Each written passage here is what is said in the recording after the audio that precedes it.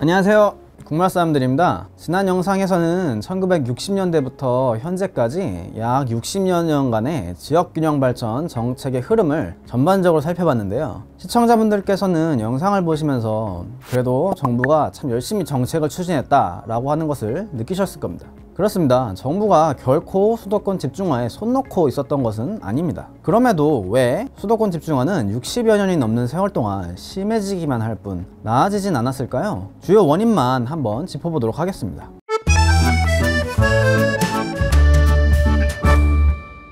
첫 번째, 어느 수준까지를 과연 균형 발전으로 봐야 할까요? 균형에 대한 개념 및 합의가 부재했습니다. 국토를 골고루 발전시켜야 한다는 균형 발전의 개념은 앞의 영상들에서도 보셨다시피 우리나라 건국 초기부터 있었어요. 그러나 과연 어디까지를 균형으로 봐야 할까요? 현실적으로 모든 지역을 잘 살게 한다는 것이 가능할까요? 사실 매우 민감한 질문입니다. 그런데 정책적으로는 아주 중요한 질문이고요. 정책을 설계할 때 사전에 상당한 고민을 해야 하는 부분입니다. 하지만 우리나라에서는 이 부분에 대해 치열한 토론과 합의가 있지 않았습니다. 여러분들 탁상행정 혹은 탁상공론이란 말 많이 들어보셨죠? 우리나라의 균형발전 정책은 사실 현실적이라기보다 이상적이었고요. 정치적 이해득실의 산물이었습니다. 그러다 보니 정책 초기부터 너무 많은 성장 거점을 마련하였죠. 전두환 행정부는 80년대에 분산 성장 거점 개발 정책을 채택하는데 성장 거점을 무려 15개를 지정합니다. 1980년대 초에 우리나라에 방문했던 월드뱅크 전문가들이 있었어요. 이분들이 우리나라의 현실을 고려하면 성장 거점이 10개가 넘는다는 것은 상당히 이상적이다 라고 보았습니다.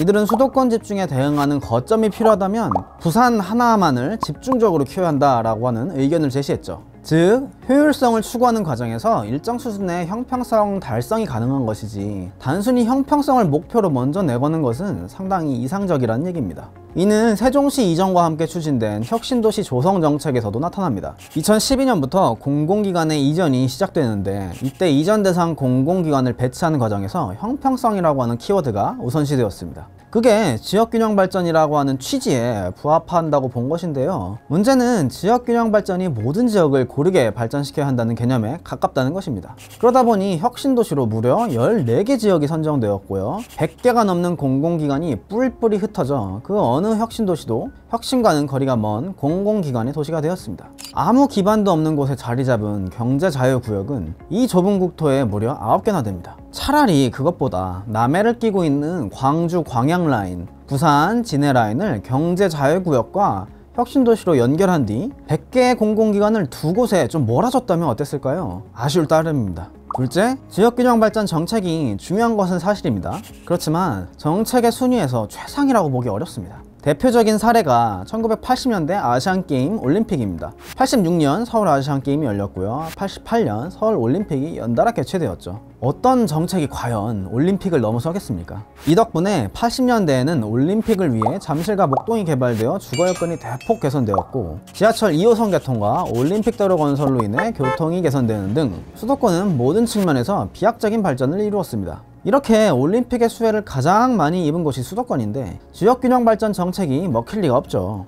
셋째, 지역균형 발전 정책이 산업의 흐름을 따라가지 못했습니다. 우리나라의 산업구조는 90년대 후반에서 2000년대 초반에 김대중 행정부가 외환위기를 극복하는 과정에서 IT 산업과 같은 고부가가치 산업으로 급격하게 변모됩니다. IT 산업이 성숙해지면 부가가치의 원천은 디지털 콘텐츠, 소재 부품, 원천 기술 이런 것들이 되어서 혁신 산업의 성격이 상당히 강해집니다. 따라서 R&D 인력 등의 고급 인적 자본을 확보하는 것이 중요한데요. 서울에는 R&D 인력을 공급할 수 있는 최상위 대학들이 포진해 있으니 초기부터 수도권에 IT 사업들이 자리 잡습니다. 2000년 구로공단이 서울 디지털 단지로 바뀌면서 첫 포문을 열었고 삼성전자가 수원 일대, 현대차 R&D가 화성에, SK하이닉스는 이천, LG필립스 LCD가 파주에 자리 잡죠. 이들에게 제품을 공급하는 2차 벤더들 역시 수도권에 자리 잡게 됩니다. 이후 2004년 판교가 계획되는데요. 판교 테크노밸리는 삼성, 카카오, SK, 네이버 이렇게 아주 거대한 기업들이 입주해 있는 만큼 우리나라에서 가장 성공적인 테크노밸리로 꼽히죠.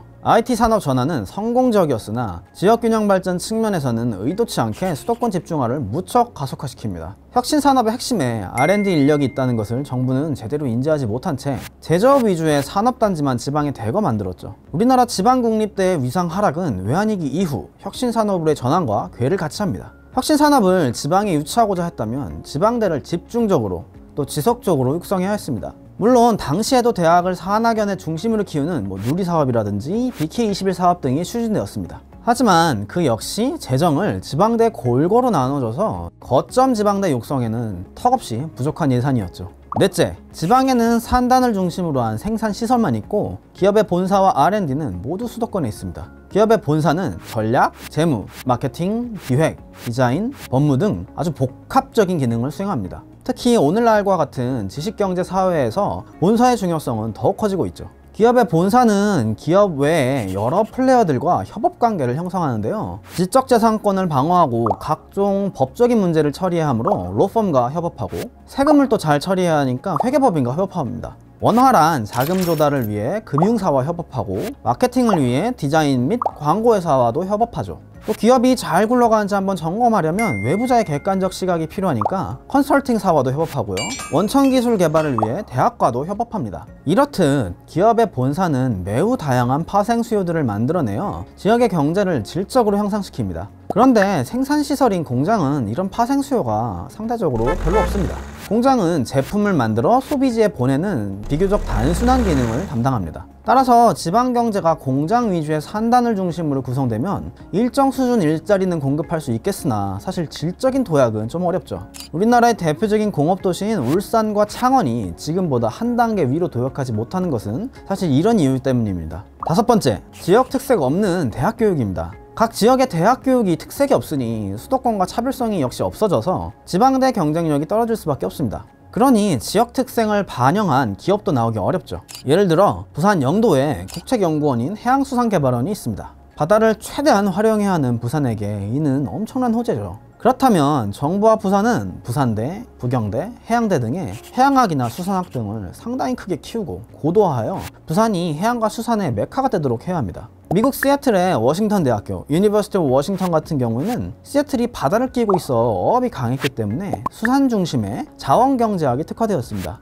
콜로라도 역시 탄광 등 광업이 강했기에 콜로라도 광업대학, 콜로라도 스쿨 오브 마인즈라고 하는 대학교가 따로 있어서 자원경제학이 특화되어 있죠. 우리나라의 경우 지방과 서울에 있는 대학의 커리큘럼이 상당히 동일한데 굳이 지방대학에 가야 할 이유가 있을까요? 특색이 없어 지방대학에 갈 유인이 더 없어지고요. 특색 있는 인력이 배출되지 못하기 때문에 기업도 생기지 못합니다. 여섯 번째, 교통 거점을 중심으로 한 개발의 부재입니다. KTX와 SRT 등이 생기면서 교통은 지역 간 교류의 가장 중요한 요인으로 부상하였습니다. 서울은 교통 거점을 중심으로 고밀 압축 개발을 하여 역사 주변에서 모든 것이 해결되는 시스템을 갖추고 있죠. 삼성역, 용산역, 광명역 등이 대표적인 사례입니다. 반면 지방광역시는 교통 거점을 상대적으로 살리지 못하고 있습니다. KTX 오성역, 대전역, 부산역, 광주 송정역 등을 가보신 분들은 이 역들을 대부분 단순히 KTX 정차역 정도로만 아마 활용하셨을 겁니다. 역에서 내려서 업무, 쇼핑, 오락 등을 해결하는 것이 아닌 다른 용무를 보려면 내려서 또 다른 곳으로 이동해야 하죠.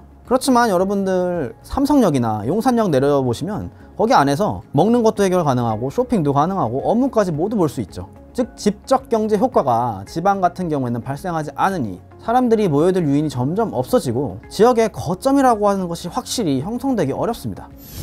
자, 저와 함께 지역균형 발전 정책이 실패한 이유를 알아봤는데요. 제가 6가지 정도로 추려봤죠. 이에 대해서 공감하시는 분들도 많을 거고요. 좀 부족하다라고 생각하시는 분들도 많을 겁니다. 그렇다면 우리나라의 지역 발전은 희망이 아예 없을까요? 저는 그렇다고 생각하지 않습니다. 다음 시간에는 이 희망에 대해서 한번 알아보도록 하겠습니다. 감사합니다.